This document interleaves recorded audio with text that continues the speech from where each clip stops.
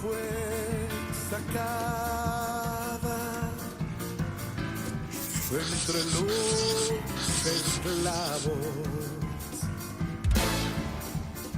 Tus siervos y doncellas la prepararon.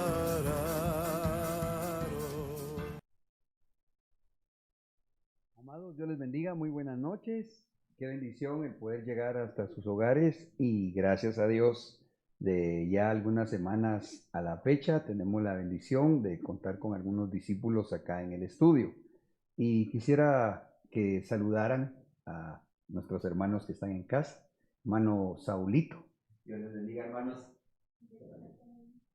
Dios les bendiga, hermanos. Dios les bendiga. Hermana Patti. Buenas noches, hermano, Dios les bendiga. Y hermana Nimsi. Buenas noches, hermanos, Dios les bendiga.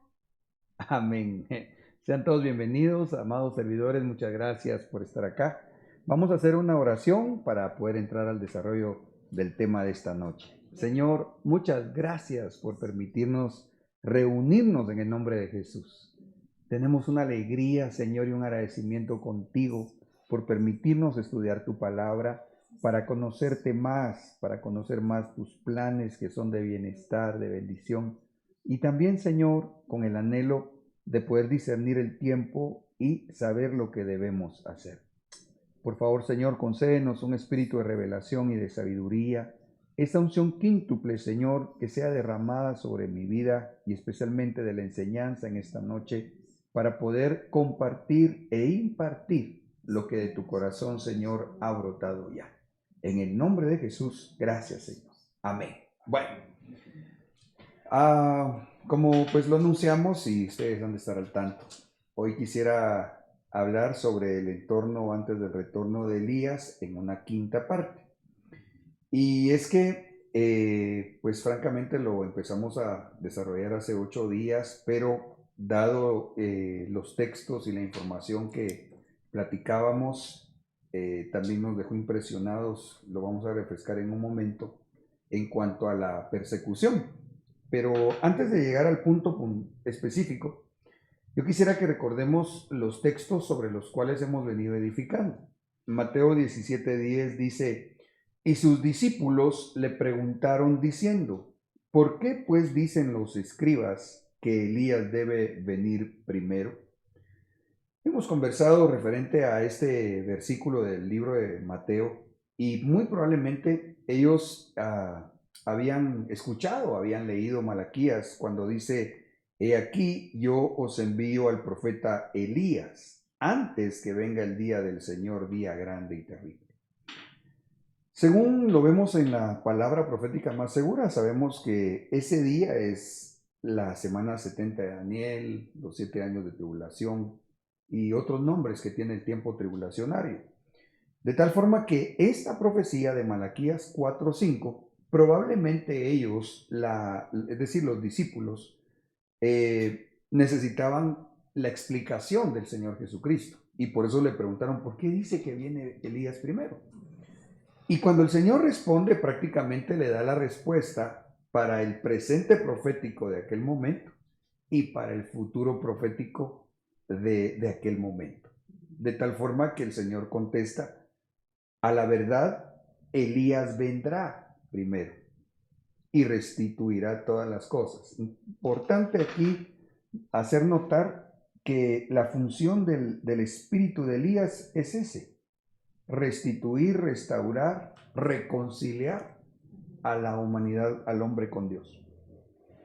Pero por otro lado, y esos textos ya no los anoté cuando el Señor le sigue diciendo en Mateo 17, pero Elías ya vino y no lo reconocieron, refiriéndose a Juan el Bautista. Ahora, quisiera yo enfocarme, porque estos solo son versos introductorios al tema. En Apocalipsis 11, 3 y 5 dice, y otorgaré autoridad a mis 2 testigos, y ellos profetizarán por 1260 días, vestidos de cilicio. Verso 5, si alguien quiere hacerles daño, ellos lanzan fuego por la boca y consumen a sus enemigos. Así habrá de morir cualquiera que intente hacerles daño.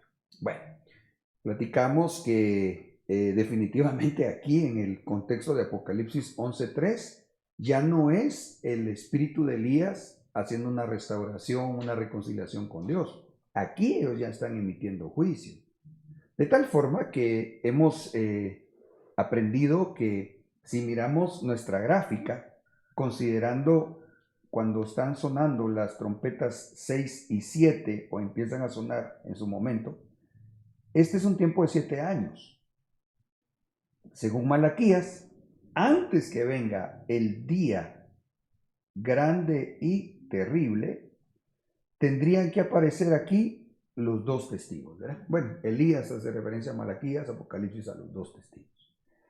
Sin embargo, con la respuesta que el Señor nos da y también el contexto de Malaquías, donde dice que Él hará hacer volver el corazón de padres a hijos, entendemos que previo a esta aparición de los dos testigos, en cuenta Elías, de acá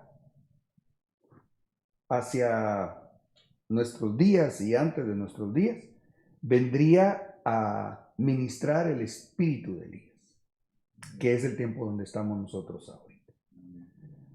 Por otro lado, hemos platicado que se figura en Elías a los arrebatados, porque a él se lo llevaron vivo. De tal forma que cuando miramos a ese siervo de Dios, podemos desde un punto de vista aprender características que para nosotros son importantes vivir. Era un hombre restaurador de altares, él restauró el altar de Jehová, era un hombre que enseñó el gobierno a Israel y otras cosas muy importantes. Pero en el tema que nos concierne en esta noche y que hemos estado desarrollando ya desde hace unos días, hemos platicado de 7 aspectos, ¿verdad? Porque cuando miramos en lo literal los días de Elías, nos encontramos que se enfrentó a varias cosas.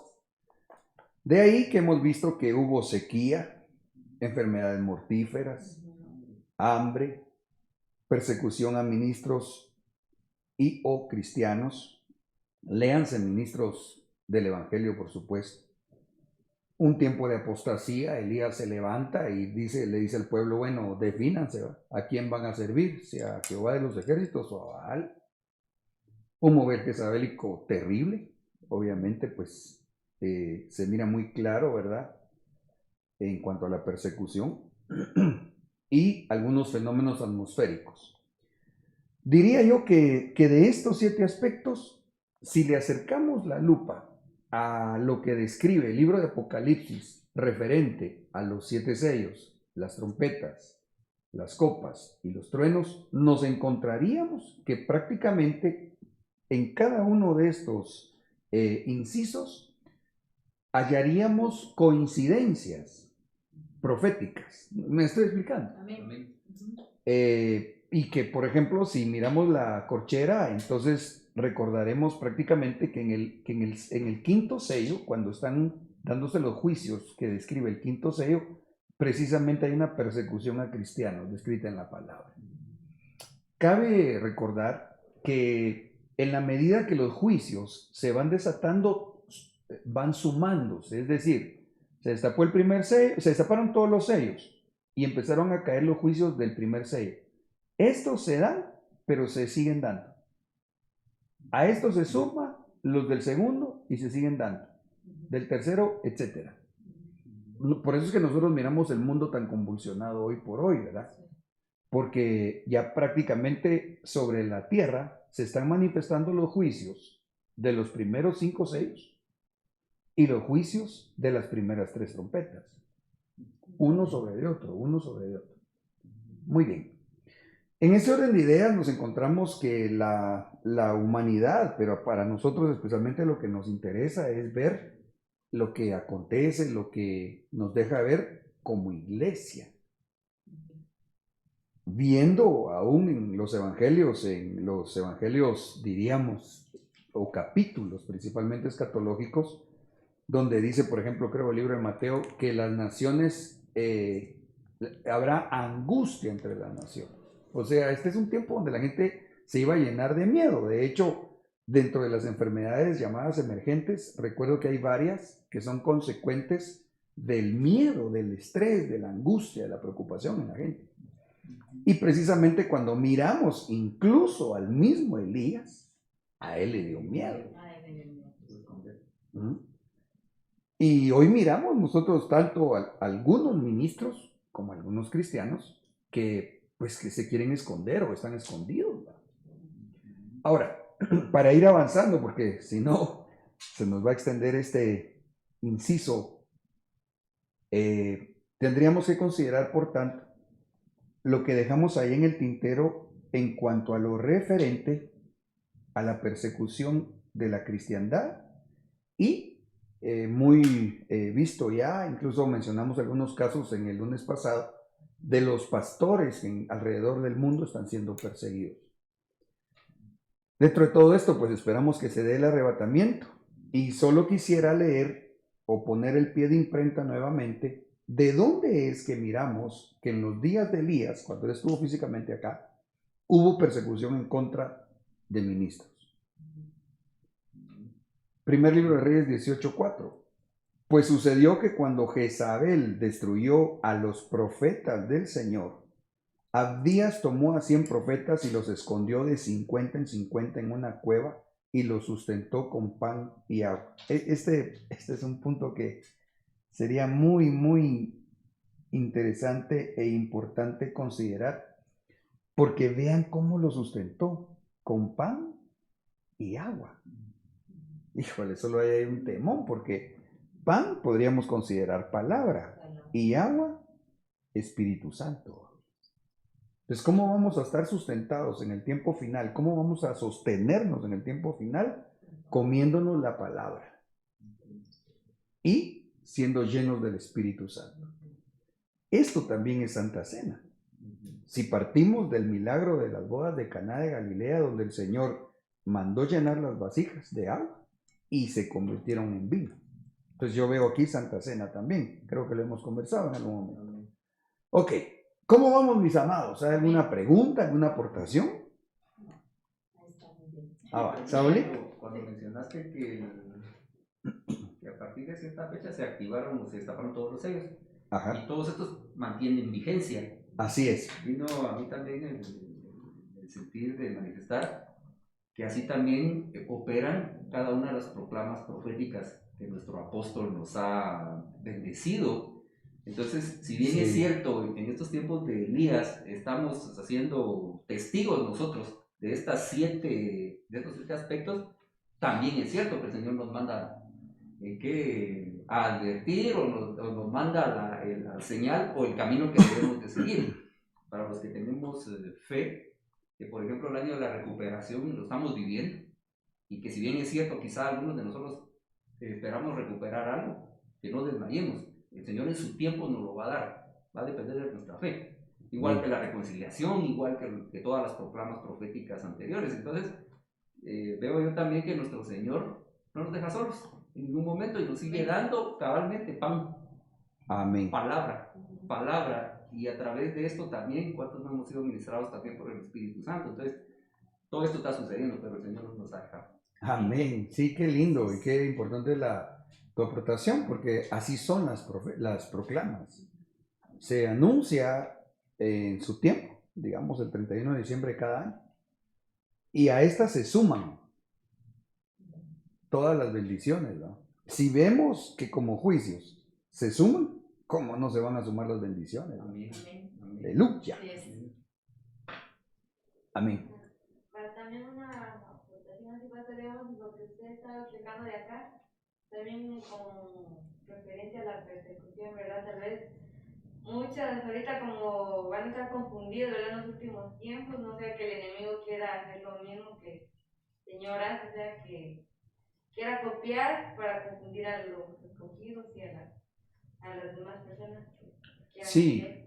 yo creo que sí. De hecho, si puedo yo comprender tu comentario, diría que el enemigo lo ha tratado de venir haciendo. Yo recuerdo cuando estaba en el mundo que si bien no era algo que me tuviera como tan interesado, le soy franco, ahí le pido perdón a mi Señor, porque yo me recuerdo que en enero, en la ignorancia, en la lejanía de los pactos con Dios y sus promesas, yo me recuerdo que con mi familia, digamos, estábamos al tanto de lo que iban a decir los que se dedican a la adivinación a través del horóscopo.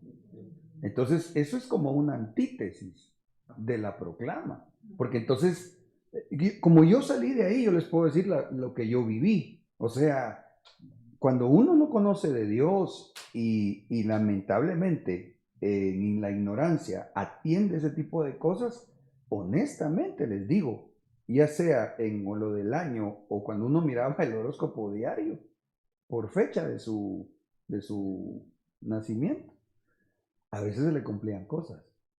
¿Y por qué? ¿Y de dónde? ¿Y de dónde? ¿Cómo? Porque realmente bien, dice hermana Patti, de parte de las tinieblas hay una imitación, obviamente, haciendo cosas malas de lo que el Señor hace. Lo triste en medio de todo esto, ya pasándonos al contexto iglesia, es que hay hermanos, o sea, es decir, gente cristiana, que no cree en las proclamas, estando esto en la palabra, y a eso le suman que no solo no creen, sino que se oponen, ¿va? Y se pierden una tremenda bendición. Entonces yo creo que sí es importante que nosotros, y que gracias a Dios creo lo creemos y lo comprendemos, lo sigamos buscando y recibiendo. Amén. Otra cosa. Sí. Perdón. Yo me percataba también que en la iglesia católica, sí, en la iglesia católica había una vez un cartel que ellos proclamaban así como nosotros, ¿verdad? Que proclamaban los años. Y en una ocasión me recuerdo que vi que proclamaron casi el mismo año que nosotros, solo que era el año anterior al que nosotros habíamos vivido ya. Fíjate que no sé si estamos en el mismo contexto de lo que tú mencionas, pero yo sí recuerdo que cuando incluso proclamaron en el mismo año el mismo nombre. Y recuerdo que fue en el año de la misericordia. Pero a mí lo que me impresionó fue que yo me sorprendí porque dije, esto no puede ser que Dios les haya dado la revelación. No puede ser. Y cuando fui a investigar, fíjense ustedes, incluso me recuerdo que tuve el privilegio que mi apóstol me dio de predicar en zona 5.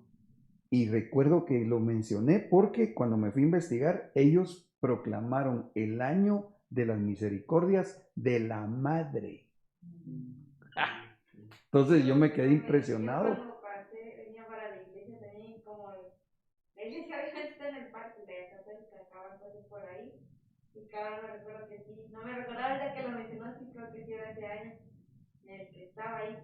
Sí, impresionante porque la Biblia habla del Padre de misericordias, no habla de ninguna Madre de misericordias. Entonces, yo creo que sí, en ese ámbito, ¿verdad?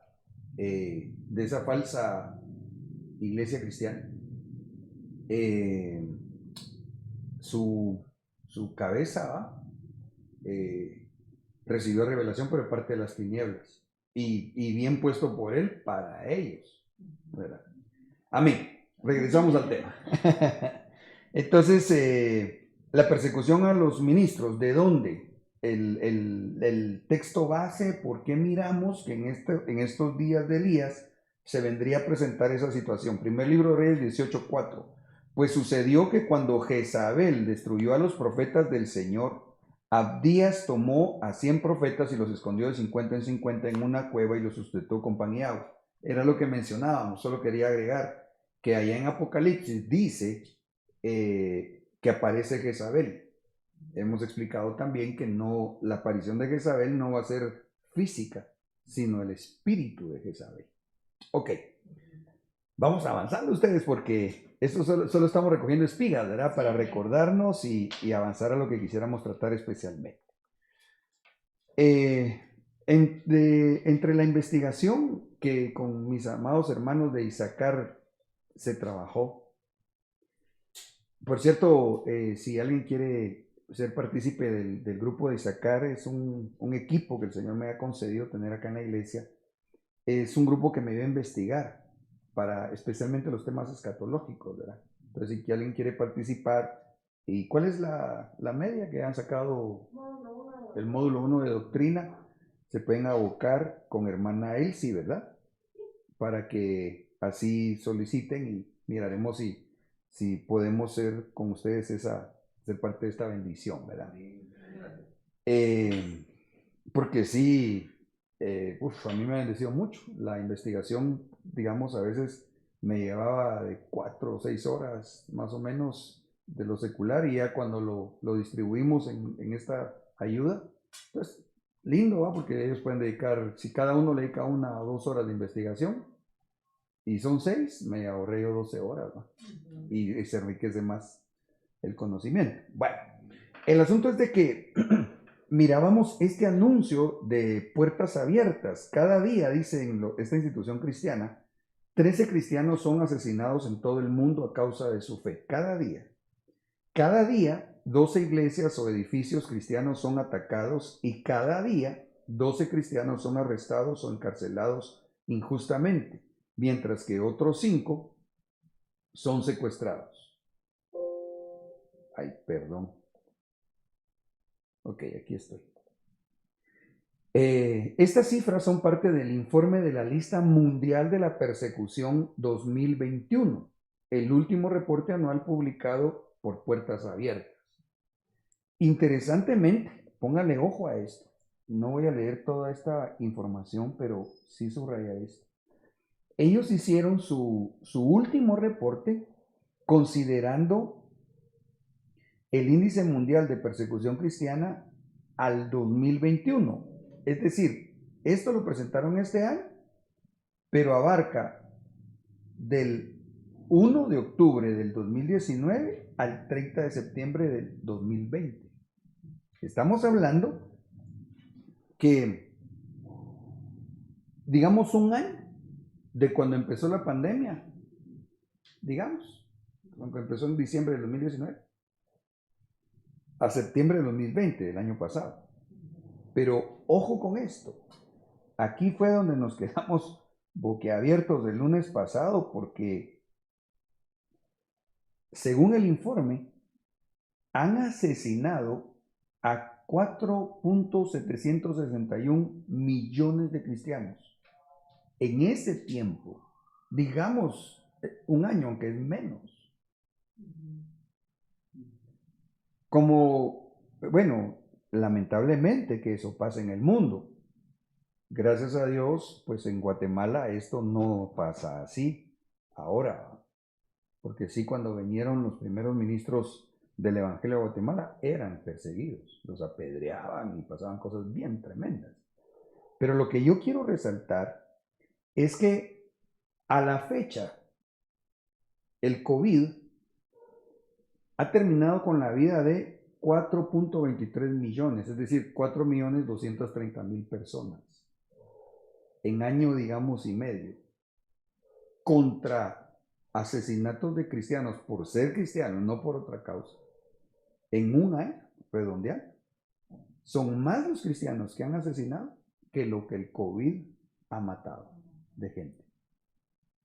Si esta pandemia para nosotros es pues preocupante, ha causado dolor, definitivamente. A mí lo que me impresiona es que creo que no estamos conscientes. Y por eso es que yo le ruego al Señor que nos conceda el poder recibir la revelación de la palabra para poder compartir y exponer. Porque, hermanos, en el nombre de Jesús, llegamos al tiempo final. Si nos impresiona cuánta gente ha fallecido por COVID, yo les aseguro que no tenemos o no teníamos conciencia de cuánta gente cristiana está muriendo año tras año, y que, por cierto, en la pandemia, no encuentro ni siquiera la palabra, pero se supondría que hubiera bajado la persecución, ¿no? Por el encierro, por las restricciones, etcétera, y al contrario, subió la persecución y subieron los asesinatos. Ahora, como prácticamente, vuelvo a la carga, estamos acá y a un pasito del arrebatamiento, entonces nosotros tenemos que pedir al Señor misericordia, suplicarle que nos guarde, pero saber qué tenemos que hacer en el tiempo de la persecución. ¿Por qué? Cuando miramos otro ejemplo de la persecución en ese contexto del tiempo de Elías, el tiempo de Eliseo, ¿verdad? En segundo libro de Reyes 6:15 dice, el criado que servía al varón de Dios se levantó de mañana y salió. Al ver que el ejército tenía sitiada la ciudad, con gente de a caballo y carros, dijo a Eliseo, ah, Señor mío, ¿qué haremos? Entonces, noten por favor, aquí está el criado, el siervo, dándose cuenta que venía gente de a caballo en contra de ellos. Entonces lo que hizo fue preguntarle a su pastor, a su cobertura, ¿qué haremos?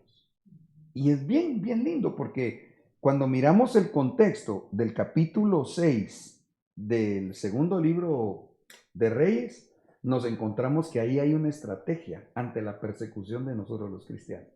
¿Cómo hacemos? Porque, ¿cómo hacemos?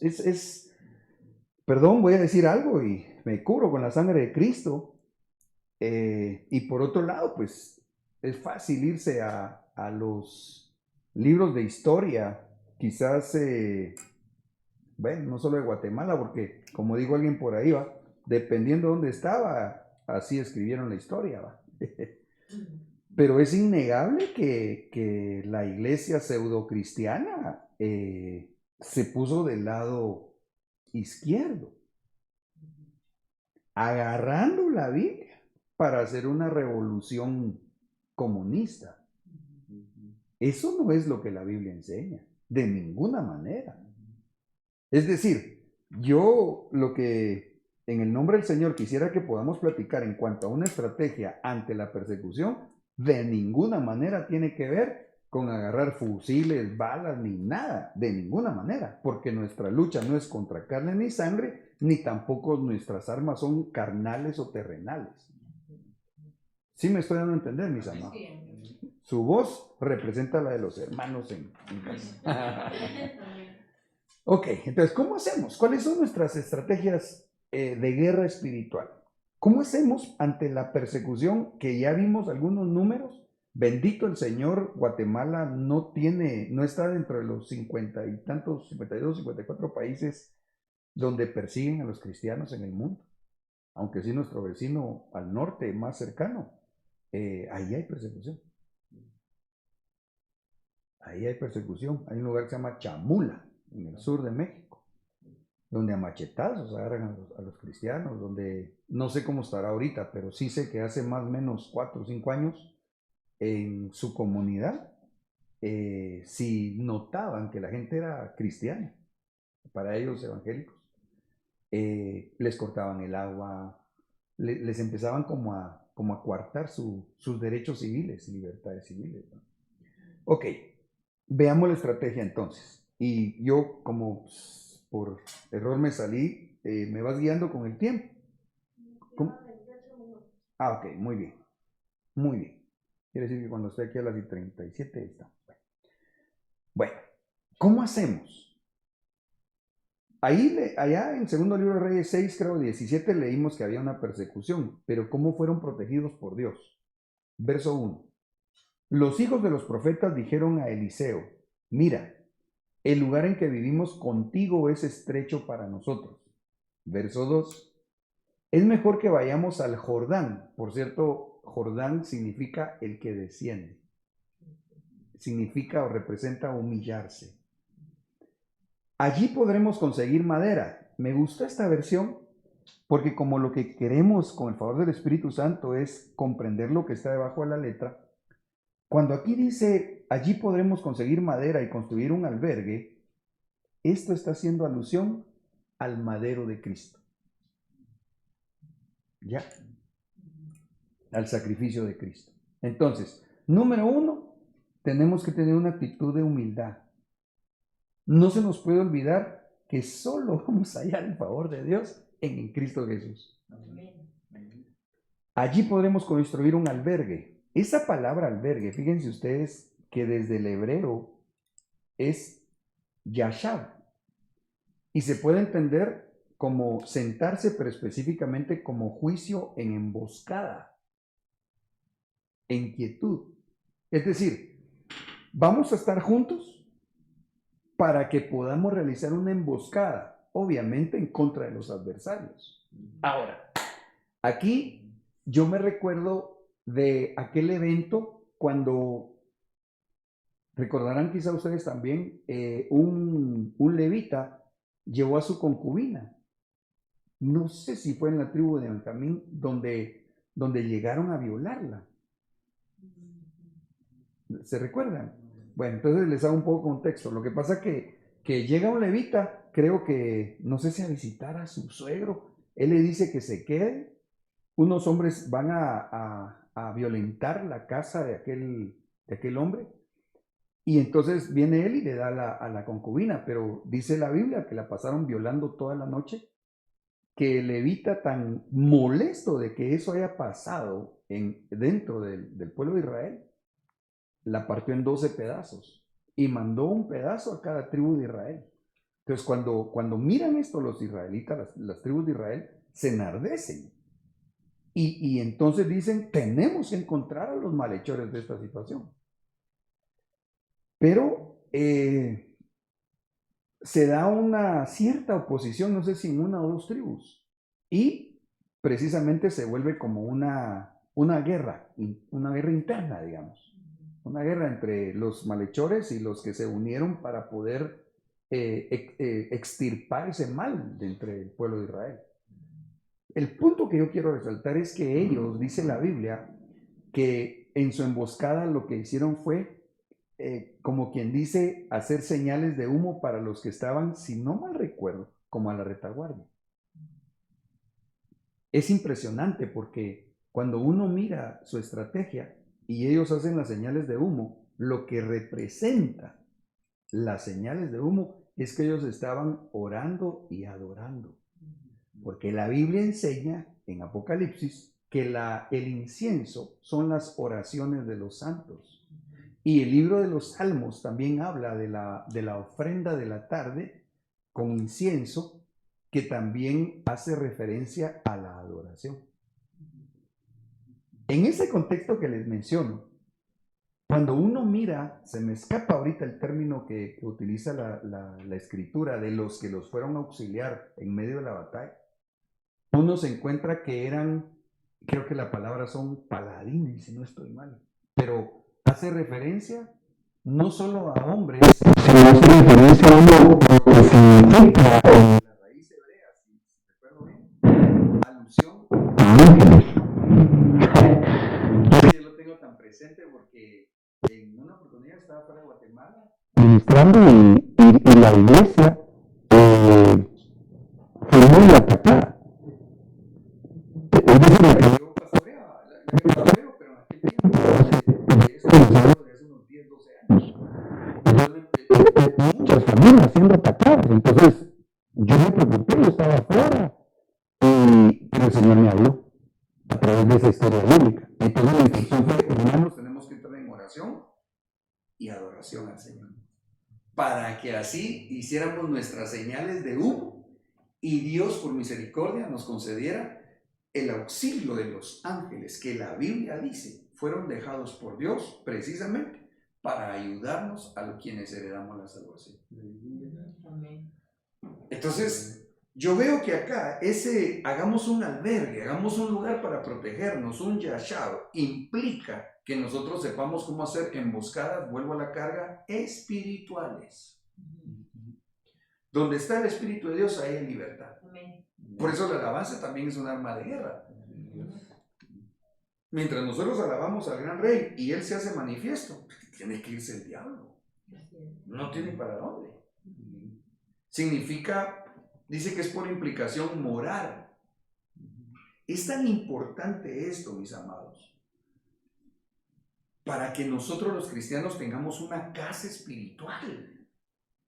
Por eso es tan peligroso para el cristiano que anda de iglesia en iglesia o que no tiene cobertura, que no tiene una morada, que no permanece, porque se vuelve vulnerable ante esta atmósfera que se está poniendo ya hostil en el mundo. Incluso significa casarse, fíjense ustedes. ¿Y por qué casarse? Bueno, yo diría que en cuanto a lo que estamos discerniendo acá, los profetas que eran 100 se acercan con su pastor, con Eliseo, y le dicen: te rogamos que vengas con tus siervos. Dijo uno: iré, respondió él. O sea, ellos no agarraron camino. Adiós, Eliseo, y nosotros por tu lado. No, ellos fueron a pedirle a su profeta, al ministro que en este momento los pastoreaba, que estuviera con ellos. Porque ese es un principio bíblico. Esto tiene que ver con la cobertura, con el reconocimiento de autoridad. La palabra yashab significa afirmar, significa disfrutar, significa habitar, reposar o resistir. Sí, permanecer. Entonces, a mí eso me bendice tanto. Bueno, de hecho, pues yo me siento muy bendecido de estar acá y nos hemos disfrutado los discipulados del trazo, pero desde que se pudo empezar a tener discípulos, sentimos como más bonito. Yo, pero bueno, yo pues me lo disfruto porque es que es un principio bíblico. Es lo que dice el Salmo 133, creo que lo tengo más adelante, ¿verdad? Cuán hermoso y agradable es habitar los hermanos juntos en armonía. Amén. Sí, pastor. Saulito. Y es que ese permanecer tiene que ver en que permanezcamos siempre congregados, porque entonces estamos en nuestra casa y tenemos esa cobertura. Venía a mi mente también que así como hay enfermedades espirituales, por supuesto, estas nos van a llevar a la muerte espiritual. Entonces los índices que marcabas hace un rato, COVID versus persecución, detrás de eso también hay una muerte espiritual. Sí. Y eso es lo que está pasando, que muchos se están alejando también de lo que el Señor quiere, de buscarle. Y yo creo que por ahí es donde viene también un fuerte ataque que quizá no podamos medir. Si lo pusiéramos en millones, yo diría que también es bastante representativo a nivel mundial, derivado de este miedo que a través de esta enfermedad nos están metiendo. Claro, sí, tenés toda la razón, porque hay cristianos que dejaron de congregarse, ¿ya? Por el enfriamiento que provocó el encierro. No han despertado. Y otros, como tú bien dices, que les da miedo, ¿no? Lo que se ve como incongruente es que no hay miedo para ir a trabajar, no hay miedo para ir al súper, no hay miedo para ir al mercado, pero sí a la iglesia, donde por lo menos nosotros, lo puedo decir con humildad, pero también con solvencia, tenemos un protocolo de bioseguridad, ¿no? Pero sí, tenés razón, hay un porcentaje quizás difícil de medir de cuánta gente dejó de buscar, de perseverar.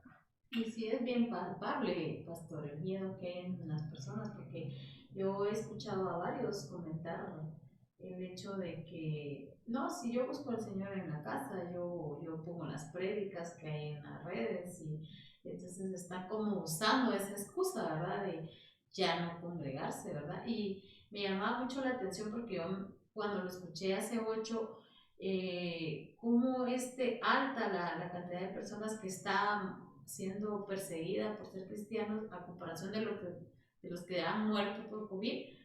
Es que el COVID le hicieron bulla, ¿verdad, pastor? Sí. Le hicieron publicidad y le interesa a las personas pues adineradas, ¿verdad? Los titiriteros. Para poder conseguir como que, pues pienso yo, más ingresos en ese tema, ¿verdad? Porque claro, al tema de los cristianos perseguidos, no. Si no lo menciona usted, yo la verdad no lo sabía. Sí, tienes razón. Ese es el punto en este aspecto, ¿verdad? Que mucha cristiandad no tiene conciencia del tiempo que vivimos. Nosotros, porque por misericordia y gracia en Guatemala tenemos una atmósfera espiritual muy bendecida, ¿verdad? Sí. Pero eso que hermana Nimsi comenta es muy cierto, porque incluso yo lo he dicho y recalco, por supuesto que cualquier fallecimiento se lamenta Claro. y duele. Por supuesto. Sin embargo, la letalidad del COVID es del 3%. Cuando vamos a ver la letalidad del cáncer, la letalidad incluso de otras enfermedades emergentes como el SARS. El SARS estábamos viendo hace 2 semanas, creo, que su letalidad es del 35%, 38%. Gracias a Dios eso no se volvió una pandemia, pero lo que tú dices es muy cierto, muy cierto. ¿En qué medios, en qué periódicos a nivel mundial alguien se ocupa y mucho menos se preocupa de denunciar esto? Sí. Miramos el problema, no me recuerdo si fue en una discoteca de unos homosexuales y el lío que tuvieron, que no es que nos alegremos que algo malo les pase, pero qué bulla hacen en el mundo. Pero miramos estos números. Los defienden. Y esto los defiende. Ajá, y a los cristianos, pues al menos eso no lo mencionan, ¿verdad? No se menciona. Hay mucha desinformación, pastor, mucha. Hace unos días estaba platicando con una persona y decía, es que mire que el pastor, o sea, a veces trae desde la cabeza la mala información, que no nos vacunemos, que es la marca de la bestia. Así lo están diciendo a las personas que están asistiendo en algunas iglesias, pero también es parte de todo esto. De la confusión. De la confusión y el miedo que hay, ¿verdad? Así es. Entonces, vemos acá que ellos decidieron morar juntos y se hicieron a su cobertura. El principio bíblico dice en Eclesiastés 5:8, porque al alto lo vigila uno más alto y hay alguien aún más alto que ellos. O sea, es un orden de reino, es un orden que vemos en la palabra incluso de la iglesia que se va a casar. ¿Quién es esta que sube como ejércitos con banderas tremolantes? Es una iglesia que se le mira en el arrebatamiento, que tiene un orden como un ejército. Y en un ejército tienen que haber jerarquías. Por otro lado, dice Efesios 4:11, y él dio a algunos el ser apóstoles, a otros profetas, a otros evangelistas, a otros pastores y maestros.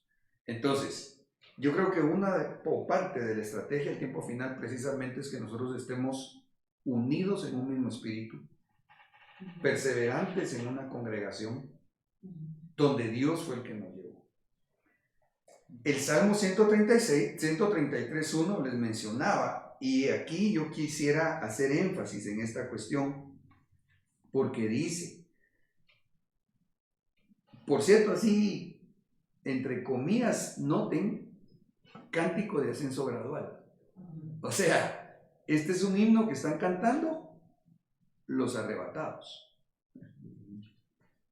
¿Y qué están diciendo? Mirad cuán bueno y cuán agradable es que los hermanos habiten juntos en armonía. Estrategia. Unidad en el cuerpo de Cristo. Ajá. Es como el óleo precioso sobre la cabeza, desciende unción, pero sobre la cabeza primeramente, el cual desciende sobre la barba de Aarón, es decir, de la cabeza baja a la barba, pero la barba de Aarón, esto es sacerdocio.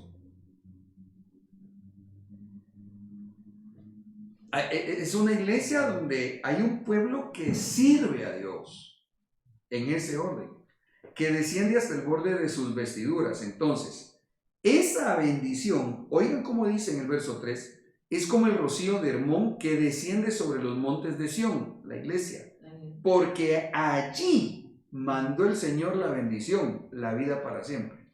Déjenme parafrasear. Donde hay un orden, cabeza, barbas, desarrollo de sacerdocio y borde, allí desciende esa bendición, no desciende en otro lado. Por lo que decía la hermana Nimsi, los que dicen que no hace falta, que ellos buscan en su casa, que por las redes, están equivocados, porque ahí donde están, esta bendición no llega. Claro, ahorita no estoy excluyendo a los hermanos que están siguiendo en línea este discipulado, no, porque pues asumo, o son parte de esta congregación, o si tenemos el privilegio que nos concedan ellos y escuchan la enseñanza, ellos tienen que tener su iglesia, ellos tienen que tener su congregación. Y es más, me animaría a decir, ¿verdad? Si alguien pues le ha parecido escuchar estos discipulados y va a otra iglesia, sería necesario que le pida permiso a su pastor, porque eso es vivir en orden. Entonces, enfatizo, allí es donde manda el Señor la bendición y la vida para siempre. Ok, regresemos ahí al segundo libro de Reyes, capítulo 6 y verso 5. Pero aconteció que mientras uno derribaba un árbol, se le cayó el hacha al agua y gritó diciendo: ¡Ah, Señor mío, era prestada! ¡Ah, pastor! Como ahorita, pastor, se contagió mi primo, ya por decir algo, que llama a alguien. Y entonces, en medio de esa situación, el Señor viene y nos concede por misericordia a sus siervos estar al tanto del cuidado del pueblo y conforme a la palabra dar la instrucción, el consejo, la administración, el consuelo, lo que implica la labor pastoral para que entonces el pueblo salga adelante. Aquí se presenta un problema, pero lo que me llama la atención es que viene el pastor y le pregunta: ¿dónde cayó? Preguntó el varón de Dios. Él le mostró el lugar. Entonces Eliseo cortó un palo, lo echó allí e hizo flotar el hacha. Recógela, dijo Eliseo. El otro extendió la mano y la recogió. Esto, lo que yo leo debajo de la letra, es una sobrenaturalidad. No es por Eliseo, con todo respeto a Eliseo, es por el principio bíblico, porque ellos reconocían al ministro que Dios puso para cubrirlos. Miren qué interesante. Él da una palabra para que flotara el hacha, o sea, eso es antinatural, pues. O sea, la cabeza del hacha se hundió. ¿Y cómo iba a ser que después iba a salir flotando? Es una sí, no, es en contra de las leyes naturales, ¿verdad? Sí. Fue una sobrenaturalidad. Pero, ¿cómo es que el Señor la concedió? Porque había un orden que ellos habían comprendido. Miremos otra cosa. Y es que para poner pie de imprenta en este principio, Isaías 4, 5 y 6, entonces el Señor creará sobre todo lugar del monte Sión, léase la iglesia, y sobre sus asambleas, gente que se congrega, una nube durante el día, cobertura, o sea, humo, y un resplandor de llamas de fuego por la noche. Dirección, revelación, para saber cómo caminar en medio de la noche. Porque sobre toda gloria habrá un dosel. Donde hay gloria tiene que haber cobertura. Será un cobertizo para dar sombra contra el calor del día. Prueba. Y refugio y protección contra la tormenta y la lluvia. Diría yo, ataques de las tinieblas. Pero ¿cuál es el principio? Que donde haya una asamblea de Dios, y no me refiero a ninguna denominación con el respeto que se merecen, sino que donde haya iglesia, donde el pueblo se congrega y reconocen nube, reconocen llama de fuego. Dice la Biblia que los ministros son hechos llamas de fuego.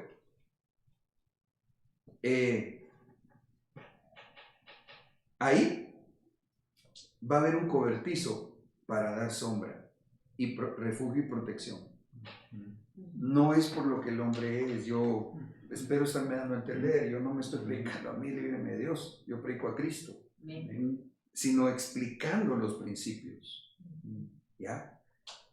Y si de todas formas, pues, algo pasa, pues, es porque el Señor así dio permiso, ¿va?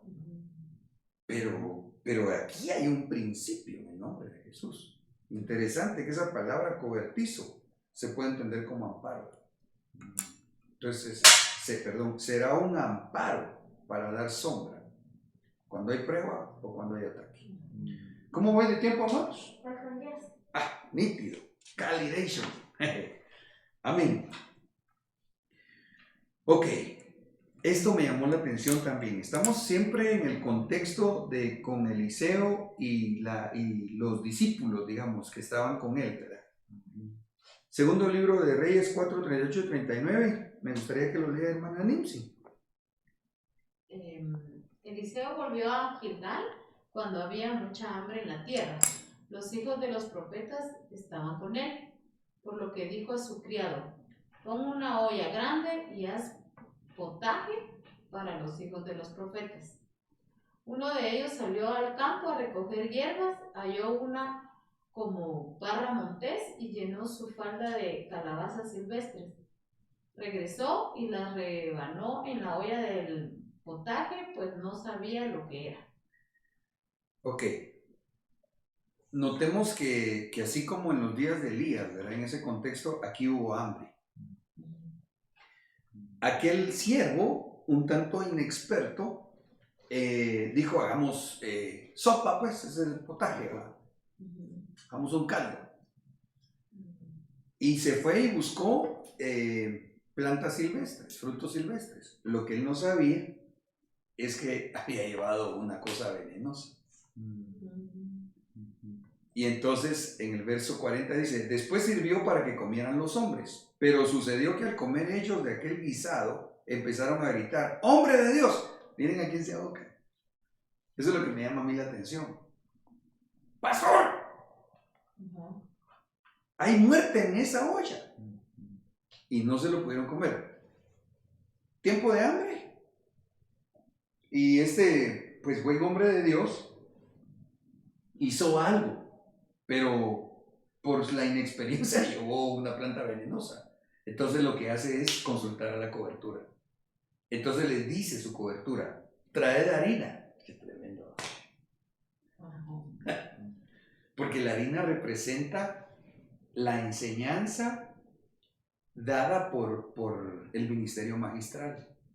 El apóstol del grano lo agarra el maestro, lo procesa y a su vez el maestro nos lo da a los pastores para que nosotros hagamos panito o para que el pueblo haga su panito. ¿Cómo se quitó el problema? Con palabra no grano, pero sí, digamos, con un rema que se tiene que procesar. ¿Ya? Traer harina. Por eso es que son estrategias divinas. Cuando una iglesia tiene apóstol, va a recibir grano. Y cuando una iglesia tiene maestros, obviamente como coberturas, va a recibir la harina para que la podamos llevar a las congregaciones de los pastores. Y entonces le podamos dar al pueblo o pan o la harinita también para que hagan su pan, hagan tomen su rema que les va a servir para diario. Y así dice: la esparció en la olla y dijo: da de comer a la gente. Y no había ya ningún mal en la olla. Y se dio otra sobrenaturalidad. Porque entonces dice que comieron todos. Oigan esto. Y vino un hombre de Baal Salisa y trajo al hombre de Dios panes de primicias, 20 panes de cebada y espigas de grano nuevo en su bolsa. Y él dijo: dalos a la gente para que coman. Y su sirviente dijo: ¿cómo pondré esto delante de 100 hombres? Pero él respondió: dalos a la gente para que coman, porque así dice el Señor: comerán y sobrará. Hermanos, yo les puedo decir, y lo siento en mi corazón, la alegría, el testimonio. Nosotros hemos visto eso acá en la iglesia. Amén. Una multiplicación. Lo hemos visto por misericordia y gracia. El que ha tenido necesidad y se ha abocado y Dios nos lo ha concedido, ha habido para compartir. ¿Ya? Pero es por un principio. O incluso tal vez no hemos llegado, pero los que han pasado una necesidad, tal vez de escasez en medio de esta situación pandémica, no les ha faltado lo necesario. Amén. Amén. Y lo puso delante de ellos y comieron y sobró conforme a la palabra del Señor. Aleluya. Son principios bíblicos, es la estrategia para el tiempo final. Reconocer autoridad, ¿verdad, pastor? De conocer autoridad. Y es que en la sujeción, perdón, pastor, que en la sujeción está la bendición, ¿verdad? Sí. Entonces, por lógica, tiene que haber a alguien a donde uno se debe de sujetar. Entonces, definitivamente, el que no reconoce autoridad sobre la persona, pues no está sujeta a nada, ¿verdad? Y anda como las olas así del mar, ¿verdad? Así es. Uh-huh. Salmo 133. Ahí manda el Señor su bendición. Uh-huh. ¿Verdad? Amén. Tengo 3 minutitos, según yo. 6. Aleluya. Uh-huh. Hasta el tiempo. Nos están tratando bien. Amén. Vean cómo estaba la iglesia al principio. Hechos 2, 44 y 45. Todos los que habían creído estaban juntos y tenían todas las cosas en común. Vendían todas sus propiedades y sus bienes y los compartían con todos según la necesidad de cada uno. Esto tiene también una semblanza, si bien es en cierta forma literal, especialmente es como en un mover espiritual. Porque yo lo he visto. Ayer mismo, y lo quiero decir en público porque al final yo no lo di. Entonces no tengo, como quien dice, una restricción en la Biblia, ¿verdad? Pero ayer viene una hermana, una ovejita de acá de la iglesia, y me dice, pastor, esta ofrenda, me dice, con un sobre, la envió mi mamá, para que usted diga, para que se le dé a algún hermano que esté contagiado de COVID. Y yo me quedé tan agradecido con Dios e impactado, porque vino así conmigo, pero ahí el orden. Entonces la trajo, y lo digo con libertad, repito, porque la Biblia dice que no andemos divulgando lo que hace nuestra mano derecha, no digas lo que hace tu mano izquierda, derecha, etc. Pues como yo no fui el que ofrendé, entonces puedo contar. Mi función solamente fue hacer eso. Y como hay ovejitas que ahorita están recuperándose del COVID, entonces amén. Llamé a un anciano, le dije, mira, hazme favor, ve a la familia tal y llévales esta ofrenda. Ya. Sí. Entonces eso es la sustancia en alguna manera de lo que describe la escritura en el libro de los Hechos de la iglesia del principio. ¿Cómo se ayudaban? ¿Cómo se ayudaban? El tiempo se me está agotando, hombre, pero eso es bien importante porque ya hemos pasado por ahí. Recuerdo por lo menos ahorita 2 casos de hermanos que con buena voluntad, pero no reconociendo autoridad ni orden, se dejaron ir por el impulso. Y incluso recuerdo de un caso de una familia que por querer ayudar a otra oveja de la iglesia, se metió en unos líos, porque lastimosamente aquellas ovejas, que ya no están acá por cierto, los quisieron ayudar, no pidieron opinión pastoral, y resulta que llegaron a robarles. Me estaban llamando, hermano, por favor, primero, disculpe, pastor, no le quisimos preguntar nada. Bueno, y bueno, pues allá ustedes, ¿verdad? Cada uno es libre. Pero ahora dame un consejo, ¿qué hago? Voy con la policía, los meto presos. Y estaban enardecidos, ¿verdad? Pero bueno, dije, no, mire, yo no les sugiero que eso hagan. Mejor déjenlo en las manos de Dios. Al final Dios va a emitir un juicio. Pero por otro lado, aprendan. Porque por eso dice la Biblia que el pastor conoce el estado de las ovejas. ¿Ya? Y ahí hay humildad.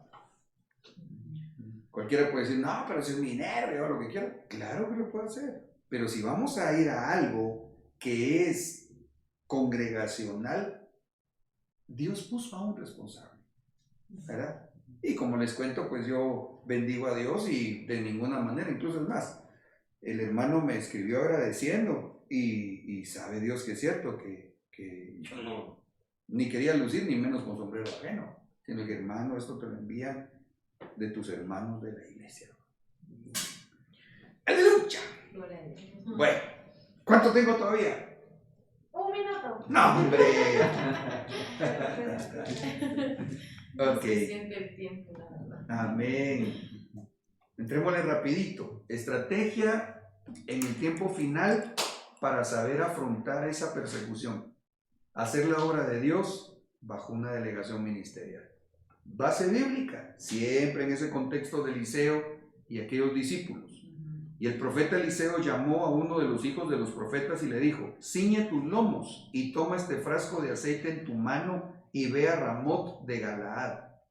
Cuando llegues allá, miren qué tremendo, busca a Jehú, el hijo de Nimsi,